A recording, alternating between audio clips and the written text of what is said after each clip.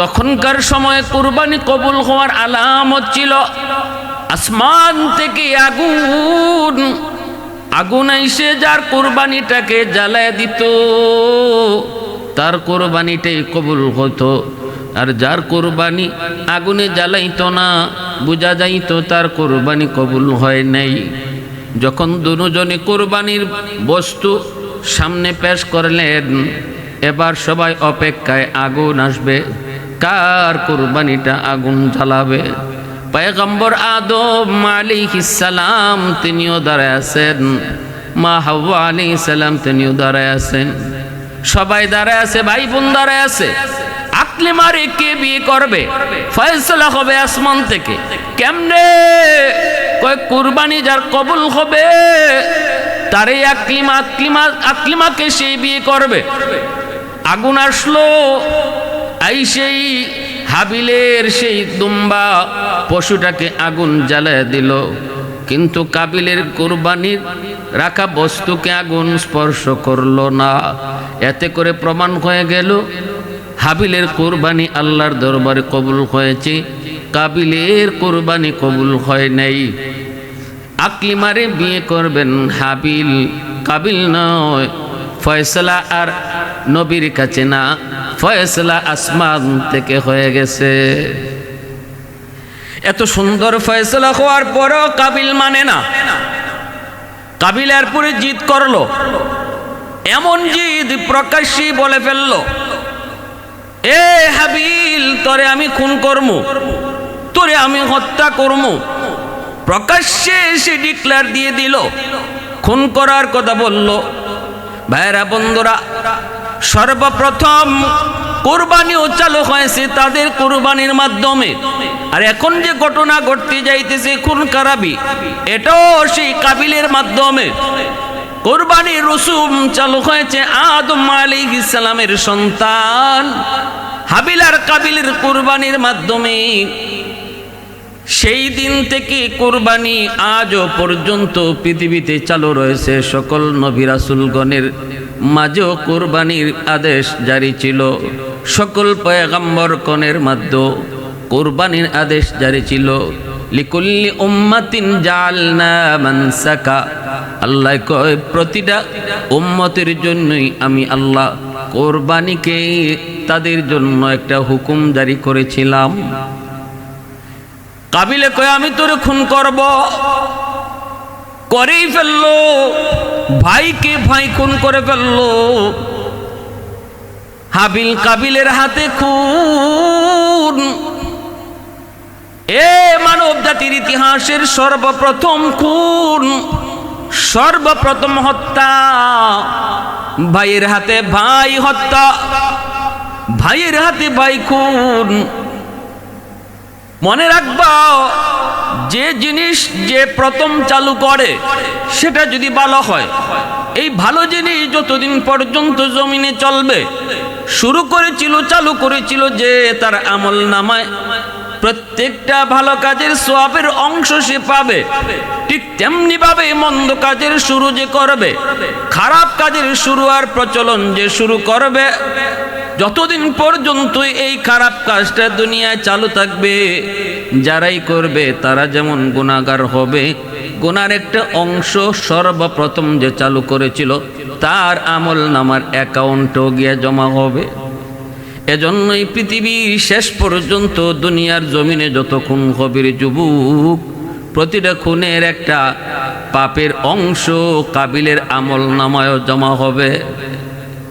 ভাইরা বন্ধুরা, জন্য বলছিলাম কাবিল হাবিলকে খুন করে ফেললেন শুধুমাত্র সুন্দরী বোনকে বিয়ে করার জন্য। মনে রাখবা, আর আল্লাহ পাক এটাও বুঝায় গেল পৃথিবীতে যত খুন খারাপি ঘটবে অধিকাংশ খুন খারাপির পিছনে ঠিক থাকবে মেয়ে সংক্রান্ত বিষয়, মেয়েলি সংক্রান্ত বিষয়। অধিকাংশ খুন খারাপির পিছনে থাকবে। তৃতীয় বিশ্বযুদ্ধ যে লাগছিল, হিটলার যে লক্ষ লক্ষ মানুষকে হত্যা করেছিল, এই হত্যার মিশনে যে নাম ছিল হিটলার, দ্বিতীয় বিশ্বযুদ্ধের ইতিহাস ঘাটলেও দেখা যায় হিটলারের এই খুন খারাবির মিশনের পিছনেও একটা নারীর হাত ছিল। ইতিহাস যারা পড়েন, যারা পড়ছেন তারা জানেন, যারা পড়েন নাই পড়ে দেখবেন, একটা নারীর হাত ছিল। যত বড় বড় অঘটন পৃথিবীতে ঘটছে এর পিছনে কোনো না কোনো নারীর হাত ছিল। আকলিমার জন্যই প্রথম খুন খারাপি শুরু হলো। আকলিমাকে কে বিয়ে করবে এই নিয়ে কাবিল জিদ বাঁধল, ভাইকে খুন করে ফেললো। কিন্তু লাশ কেমন কি করবে, কেমনে কি করবে কিছুই বুঝে না। লাশটা রেখে আগুনে জ্বালায় দিবে, নাকি পানিতে ফালায় দিবে, নাকি মাটিতে চাপা দিবে, নাকি টুকরা টুকরা করে ফেলবে, কি করবে কিছুই বুঝে পাচ্ছিল না। বেদিশা হয়ে গেল কাবিল, বেদিশা হয়ে গেল। এই অবস্থায় আল্লাহ পাক একটা কাককে পাঠাইলেন। একটা কাক আর একটা মরা কাককে মাটিতে পুঁতে রাখতেছে, মাটি খুঁড়ে খুঁড়ে ওই মরা কাকটাকে মাটিতে খুঁড়ে রাখতেছে। এই দৃশ্যটা কাবিল দেখলো। মরা মানুষ অথবা মরা জন্তু, মরা বস্তুরে কিভাবে মাটিতে রাখতে হয় আল্লাহ পাক একটা কাকের মাধ্যমে কাবিলকে দেখাইয়া দিছেন। কাবিল তখন নিজের অনুশোচনা অনুতপ্ত হলো, হায়রে আমি একটা মানুষ হইয়া কাকের মতো জ্ঞানও আমার কাছে নাই। ভাইরা বন্ধুরা, সেদিন থেকে কুরবানি চালু হলো। কুরবানি চালু হলো। সেই কুরবানি যুগে যুগে সকল নবী রাসূলগণের উম্মতের মাঝেও চলতেছিল। শেষ পর্যায়ে ইব্রাহিম আলাইহিস সালাম আর ইসমাঈল আলাইহিস সালামের কুরবানির মাধ্যমে আল্লাহ পাক রব্বুল আলামিন কুরবানির তাৎপর্য, কুরবানির মূল রহস্য গোটা মুসলিম জাহানের মানুষের কাছে, উম্মতের কাছে আল্লাহ পেশ করলেন।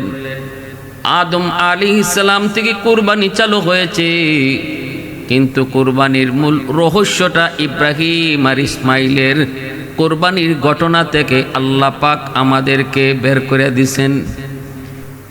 আদি পিতা আদম আলাইহিস সালামের অনেক সন্তান ছিল। এর মধ্যে দুইজন সন্তানের নাম ছিল হাবিল আর কাবিল। কাবিল ছিল বড়, হাবিল ছিলেন ছোট। কাবিল ছিল একটু বেপরোয়া, একটু বেয়াদব টাইপের, কথাবার্তা কম মানত, কম শুনতো, আদব আখলাক কম ছিল। হাবিল ছিলেন বড় ভদ্র, বড় নম্র।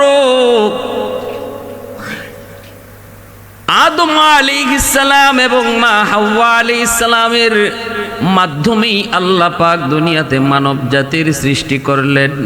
মানব জাতির প্রচলন শুরু হলো। কেমন করে হয়?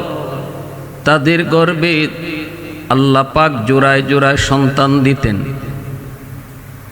গর্ভপাত হওয়ার পর সন্তান ভূমিষ্ঠ হইত দুইজন, একজন হতো ছেলে আর একজন হতো মেয়ে।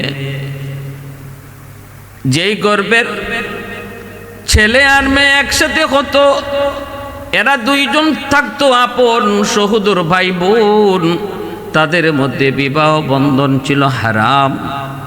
আদম আলাইহিস সালামের শরীয়তে সহোদর আপন ভাই বোনের মধ্যে ছিল বিবাহ হারাম। কিন্তু মানুষের জন্ম কেমন করে আল্লাহ ঘটাবেন? আর তো দ্বিতীয় কোনো মানুষ নাই, আর তো দ্বিতীয় কোনো মানুষ নাই। কোথা থেকে বিয়ে বন্ধন হবে? কেমন করে নারী পুরুষের মিলন ঘটবে? যে মিলনের মাধ্যমে আল্লাহ পাক মানব জাতির প্রসার আল্লাহ পাক ঘটাবেন। আবার যখন হাওয়া আলাইহিস সালাম তিনি গর্ভবতী হতেন, তখনও তার গর্ভ থেকে জোড়ায় জোড়ায় সন্তান হতো। দ্বিতীয় তরফে যখন আবার ছেলে মেয়ে জন্ম নিত, এই দুজনও তারা হতো আপন সহোদর ভাই বোন।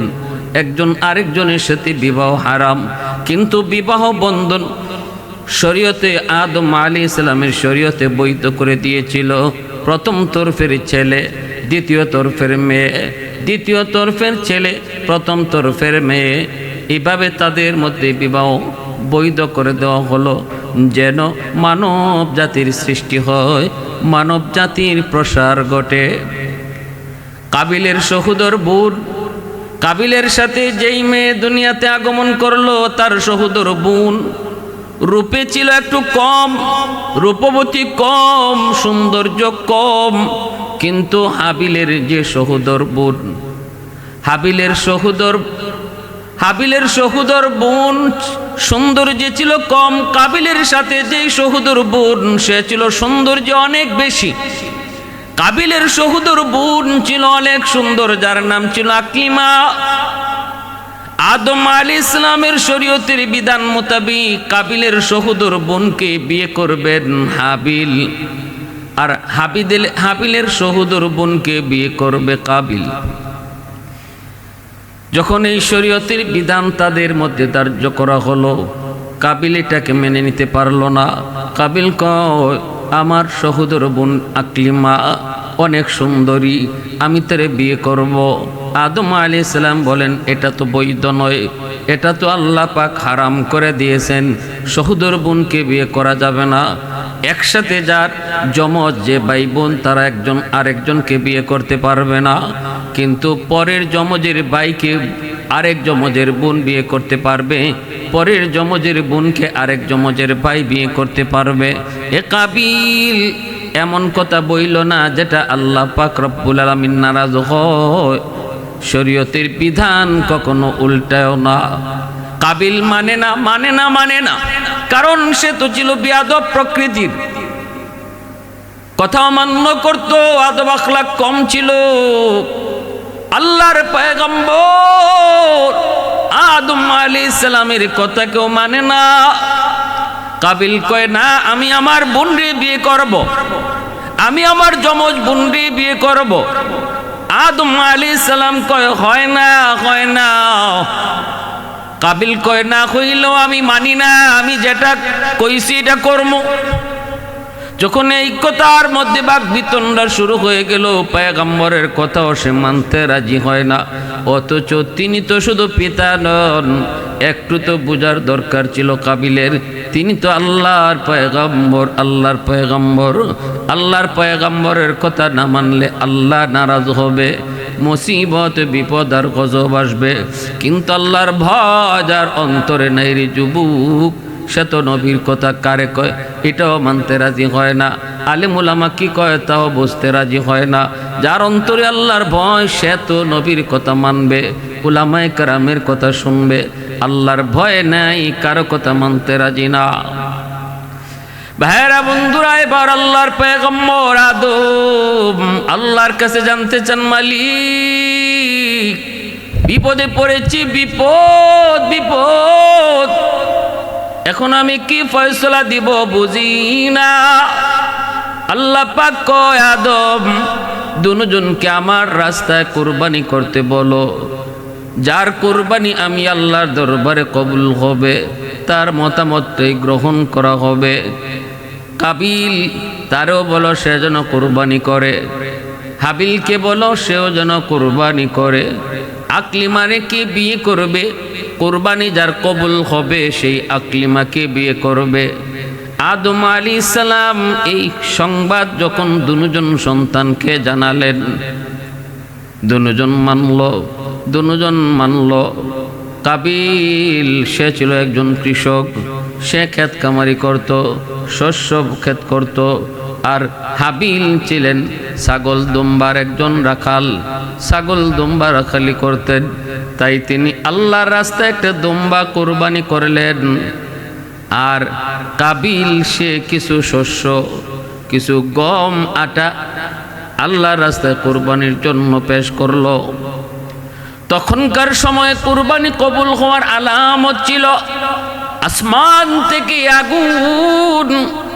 আগুন এসে যার কোরবানিটাকে জ্বালায় দিত, তার কোরবানিটাই কবুল হতো। আর যার কোরবানি আগুনে জ্বালাইতো না, বুঝা যাইতো তার কোরবানি কবুল হয় নাই। যখন দুজনে কোরবানির বস্তু সামনে পেশ করলেন, এবার সবাই অপেক্ষায়, আগুন আসবে, কার কোরবানিটা আগুন জ্বালাবে। পয়গম্বর আদম আলাইহিস সালাম তিনিও দাঁড়ায় আছেন, মা হাওয়া আলাইহিস সালাম তিনিও দাঁড়ায় আছেন, সবাই দাঁড়ায় আছে, ভাই বোন দাঁড়ায় আছে। আকলিমারে কে বিয়ে করবে? ফয়সালা হবে আসমান থেকে। কেমনে? কয় কুরবানি যার কবুল হবে তারে আকলিমাকে সেই বিয়ে করবে। আগুন আসলো, সেই হাবিলের সেই দুম্বা পশুটাকে আগুন জ্বালায় দিল, কিন্তু কাবিলের কুরবানির রাখা বস্তুকে আগুন স্পর্শ করলো না। এতে করে প্রমাণ হয়ে গেল হাবিলের কুরবানি আল্লাহর দরবারে কবুল হয়েছে, কাবিলের কুরবানি কবুল হয় নাই। আকলিমারে বিয়ে করবেন হাবিল, কাবিল নয়। ফয়সালা আর নবীর কাছে না, ফয়সালা আসমান থেকে হয়ে গেছে।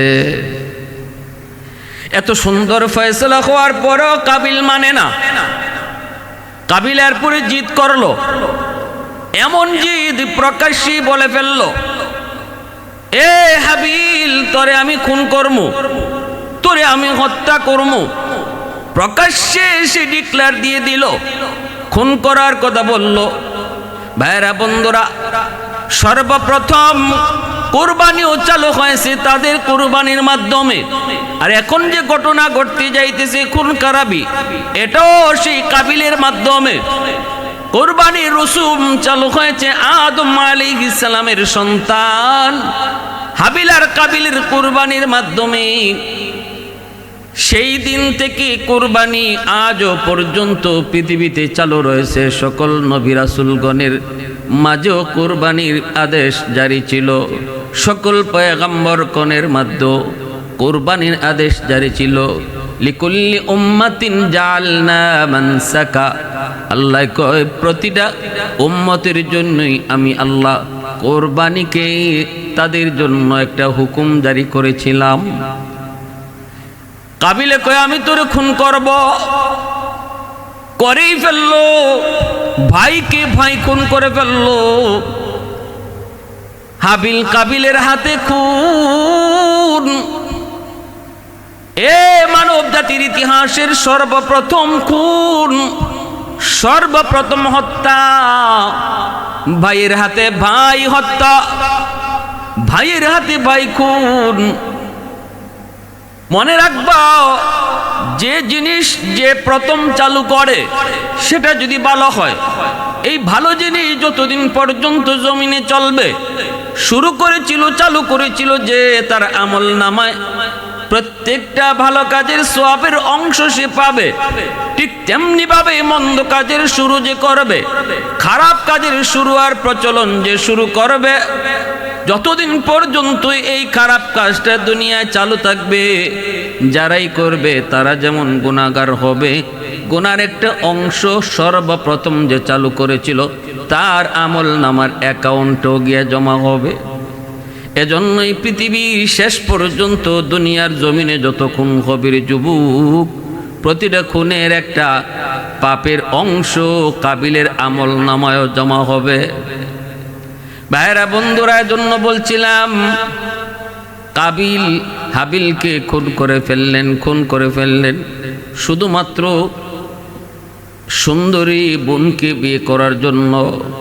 মনে রাখবা, আর আল্লাহ পাক এটাও বুঝায় গেল পৃথিবীতে যত খুন খারাপি ঘটবে অধিকাংশ খুন খারাপির পিছনে ঠিক থাকবে মেয়ের সংক্রান্ত বিষয়, মেয়েলি সংক্রান্ত বিষয় অধিকাংশ খুন খারাপির পিছনে থাকবে।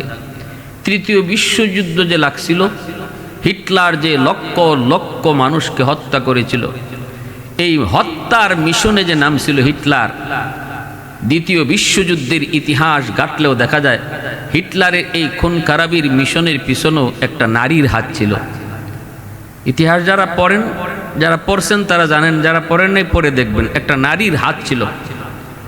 যত বড় বড় অঘটন পৃথিবীতে ঘটছে এর পিছনে কোনো না কোনো নারীর হাত ছিল। আকলিমার জন্যই প্রথম খুন খারাপি শুরু হলো। আকলিমাকে কে বিয়ে করবে এই নিয়ে কাবিল জিদ বাঁধল, ভাইকে খুন করে ফেললো, কিন্তু লাশ কেমন কি করবে, কেমনে কি করবে কিছুই বুঝে না। লাশটা রেখে আগুনে জ্বালায় দিবে, নাকি পানিতে ফালায় দিবে, নাকি মাটিতে চাপা দিবে, নাকি টুকরা টুকরা করে ফেলবে, কি করবে কিছুই বুঝে পাচ্ছিল না। বেদিশা হয়ে গেল কাবিল, বেদিশা হয়ে গেল। এই অবস্থায় আল্লাহ পাক একটা কাককে পাঠাইলেন। একটা কাক আর একটা মরা কাককে মাটিতে পুঁতে রাখতেছে, মাটি খুঁড়ে খুঁড়ে ওই মরা কাকটাকে মাটিতে খুঁড়ে রাখতেছে। এই দৃশ্যটা কাবিল দেখলো। মরা মানুষ অথবা মরা জন্তু, মরা বস্তুরে কিভাবে মাটিতে রাখতে হয় আল্লাহ পাক একটা কাকের মাধ্যমে কাবিলকে দেখাইয়া দিছেন। কাবিল তখন নিজের অনুশোচনা অনুতপ্ত হলো, হায়রে আমি একটা মানুষ হইয়া কাকের মতো জ্ঞানও আমার কাছে নাই। ভাইরা বন্ধুরা, সেদিন থেকে কুরবানি চালু হলো, কুরবানি চালু হলো। সেই কুরবানি যুগে যুগে সকল নবী রাসূলগণের উম্মতের মাঝেও চলতেছিল। শেষ পর্যায়ে ইব্রাহিম আলাইহিস সালাম আর ইসমাঈল আলাইহিস সালামের কুরবানির মাধ্যমে আল্লাহ পাক রব্বুল আলামিন কুরবানির তাৎপর্য, কুরবানির মূল রহস্য গোটা মুসলিম জাহানের মানুষের কাছে, উম্মতের কাছে আল্লাহ পেশ করলেন। আদম আলাইহিস সালাম থেকে কুরবানি চালু হয়েছে, কিন্তু কুরবানির মূল রহস্যটা ইব্রাহিম আর ইসমাইলের কুরবানির ঘটনা থেকে আল্লাহ পাক আমাদেরকে বের করে দিয়েছেন। কেমনে কিভাবে? এ আল্লাহর গোলাম, একটু দিলটা নরম করে কথাগুলি বুঝো। ইব্রাহিম আলাইহিস সালামের কলিজার টুকরা সন্তান ইসমাইলকে যখন আল্লাহ পাক কুরবানির নির্দেশ দিলেন, প্রিয় বস্তু কুরবানি করো, স্বপ্নে দেখলেন। স্বপ্ন নবীদের স্বপ্ন, এটাও ছিল ওহী। স্বপ্নে দেখে ইব্রাহিম আলাইহিস সালাম ইসমাইল আলাইহিস সালামকে কুরবানির জন্য প্রস্তুতি নিলেন। পরীক্ষা দিতে চান, মালিক তামাম দুনিয়ার সব তোমার জন্য আমি কুরবানি দিতে পারি, শুধু আমার সন্তান ইসমাইল না। ৮৬ বৎসর বয়সে ইসমাইলকে আল্লাহর কাছ থেকে দোয়া করে আনছেন। ইব্রাহিম আলাইহিস সালামের বয়স যখন ৮৬, বৃদ্ধ বয়স, সন্তান সম্ভাবনা আর নাই, তখন আল্লাহর কাছে দোয়া করছেন, রব্বি হাবলি মিনাস সালিহিন। আল্লাহ কয় ফাবাশশারনাহু বিগুলামিন হালিম। ইব্রাহিম কয় আল্লাহ আমারে সন্তান দাও, নেক সন্তান। আল্লাহ কয় যাও, তোমাকে ধৈর্যশীলদের সহনশীল একটা সন্তান তোমাকে দান করার সুসংবাদ দিলাম। সেই সহনশীল সন্তান হলেন ইসমাইল আলাইহিস সালাম। ইসমাইল আলাইহিস সালামের বয়স যখন 13 থেকে 14 বছর, মার হাতেই লালিত পালিত হয়েছেন মক্কার জমিনে। ইব্রাহিম খলিল, আল্লাহর বন্ধু, তিনি তো আছেন ফিলিস্তিনে, সেখান থেকে তিনি আসেন না। প্রথম বিবি সারার সাথেই সেখানে আছেন, দ্বিতীয় বিবি হাজেরা সহ ইসমাইল, শিশু ইসমাইলকে বনবাস দিয়ে রাখছেন মক্কায়। মার হাতে লালিত পালিত ইসমাইল বয়সে যখন পৌঁছলেন 13-14 বছর, যেই বয়সটা হলো বাপ মার কাছে সবচেয়ে প্রিয়, কারণ এই বয়সের সন্তান মাকে মা কইয়া ডাকে, বাবাকে বাবা কইয়া ডাকে।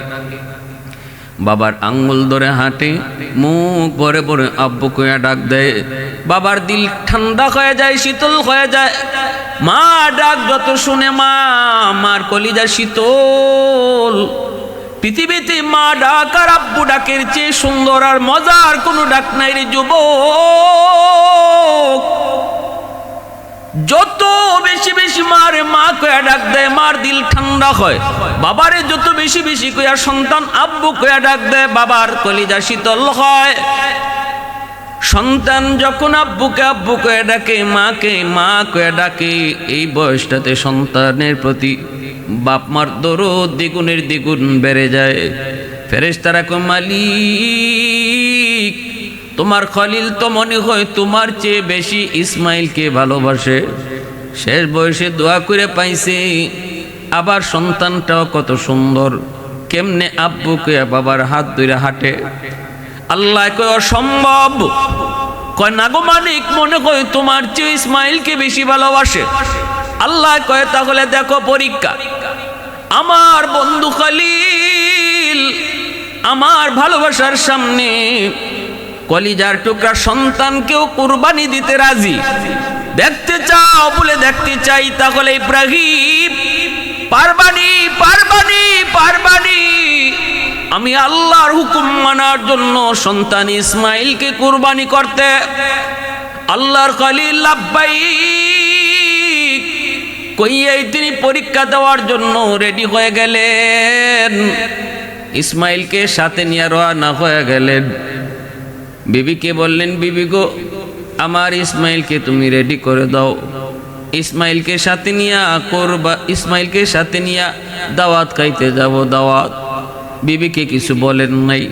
বিবি যদি আবার নিষেধ করে, বিবিকে কিছু বলেন নাই, বিবি হয়তো কান্নাকাটিও করতে পারে। দাওয়াত খাইতে রওনা দিছেন ইসমাইলকে সাথে নিয়ে। শয়তান ওনাকে ধোঁকা দেওয়ার জন্য আসছে। হাজেরা সাবধান সাবধান, ইসমাইলকে তোমার স্বামী কিন্তু দাওয়াত খাইতে নেয় না, কুরবানি করতে নিয়ে যায়। হাজেরা কই বিশ্বাস করি না। শয়তান কই বিশ্বাস না করলে জামার ভিতরে ছুরি আর রশি দেখো। হাজেরা কই অসম্ভব, হয় না, বাবা কোনোদিন সন্তান কুরবানি করতে পারে না। হাজেরার এই কথা শুই না শয়তান কই, হাজেরা তোমরা নারী জাতি আসলেই বোকা। কথা একটা কইছে তুমি বিশ্বাস করে নিছো। কিসের মালিক, কিসের দাওয়াত? মূল মালিক কেটা জানোনি? কয় কেডা? কয় মালিক হলেন আল্লাহ। আল্লাহ পাকের নির্দেশে, আল্লাহর নির্দেশে সন্তান ইসমাইলকে জবাই করতে রওনা দিছি। মিনার পাহাড়ে নিয়ে ইসমাইলকে জবাই করবে। হাজেরা কয় যদি এমনই হয় তাহলে আমি হাসি মুখে রাজি গো। কারণ আল্লাহর দরবারে শুকরিয়া জানাই, হাজারো কোটি সন্তানের ভিতর থেকে আল্লাহ যে আমার ইসমাইলকে আল্লাহ পছন্দ করেছে, আল্লাহ যে আমার ইসমাইলকে কবুল করেছে, আল্লাহ পাক যে আমার ইসমাইলকে চয়েস করেছে, এজন্য আমি আল্লাহর দরবারে শুকরিয়া জানাই। আর আমি এটাও নিশ্চিত হয়ে গেলাম তুই মানুষ না, তুই ইবলিস। কারণ আমার আল্লাহর হুকুমের বিরোধিতা কোনো মানুষ করে না, কোনো মুমিন করে না। আল্লাহর হুকুমের বিরোধিতা করে ইবলিস। ইবলিস দৌড়ায় ইসমাইলের কাছে যায়, ইসমাইল এখনো সময় আছে, দৌড় দে। কেন? কই তোর বাবা কিন্তু কুরবানি করতে ধরে নিয়ে যায়। আঁচলের ভিতরে, জামার ভিতরে চুরি আর রশি। ইসমাইল কয় অসম্ভব, হতে পারে না, বাবা কোনোদিন সন্তান জবাই করে না। শয়তান তখন কয় ইসমাইল আল্লাহর নির্দেশ। ইসমাইল কয় আমার আল্লাহর হুকুম যদি হয় আমিও রাজি। এরপরে শয়তান ধোঁকা দেয় ইসমাইলকে, আব্বা কে যেন আমারে কি কয়। ইব্রাহিম পয়গম্বর বুঝে গেলেন ইবলিস আমার কাছে আসে নাই, কিন্তু আমার সন্তানকে ধোঁকা দিতে চাইছে। বাবা পাথর মার, 3 জায়গায় ধোঁকা দিয়েছে। 3 জায়গায় ইসমাইল আলাইহিস সালাম শয়তানকে 7টা করে পাথর মারছেন। আল্লাহ কয় ও দুনিয়ার মুসলমান ইমানদার মুমিন আমার বন্ধুরা, তোমরা যারা হজ করতে আইবারে, আমার ছোট্ট ইসমাইল যেইভাবে আমি আল্লাহকে খুশি করার জন্য ইবলিস রে পাথর মারছিল 3 জায়গায় 7টা কইরা, তোমরাও যদি ইসমাইলের স্মৃতিচারণ কইরা এই জায়গায় পাথর না মারো, আমি আল্লাহ তোমাদের হজ কবুল করব না। মূলত হজের আরকান, হজের রুকুন, হজের কামগুলা ইব্রাহিম ইসমাইলের স্মৃতি বিচারণ। এ আল্লাহর গোলাম, হজের মৌসুম, আল্লাহর ঘরের মেহমানরা হজ করার জন্য রওনা দিবে। মূলত হজ কি জিনিস? হজ হলো ইব্রাহিম আলাইহিস সালাম এবং ইসমাইল আলাইহিস সালাম এবং মা হাজেরা আলাইহিস সালামের স্মৃতিচারণ করা। আল্লাহর কাছে তাদের যে কুরবানি, আল্লাহকে খুশি করার জন্য তাদের যে পরীক্ষা, এই পরীক্ষায় যে তারা সফলভাবে উত্তীর্ণ হয়েছেন, সেই স্মৃতিটা দুনিয়ার মুমিন মুসলমান যাদের সামর্থ্য আছে হজ করার, তারা যেন সেই স্মৃতিটা চারণ করে, দিলের ভিতরে লালন করে। এজন্য আল্লাহ পাক রব্বুল আলামিন হজের বিধানটাকে ফরজ করে দিয়েছেন। স্বার্থবান মানুষগুলি, সামর্থ্যবান মানুষগুলা যাদের উপরে হজ ফরজ, যারা হজের খরচ বহন করতে পারবে, তাদের জন্য আল্লাহ পাক হজকে ফরজ করে দিয়েছেন, তাদের স্মৃতিচারণ করার জন্য।